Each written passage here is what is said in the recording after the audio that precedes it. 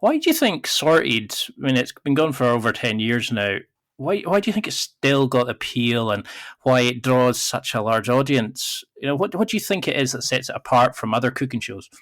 I think I think if I was flying solo with my love of food and cooking, it probably would have had its time, or would never have got anywhere close to what it is now.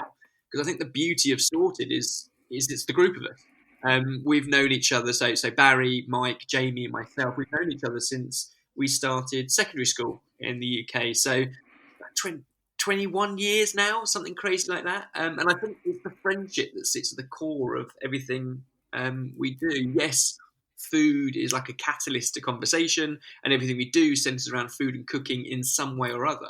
But I think the real beauty is the friendship.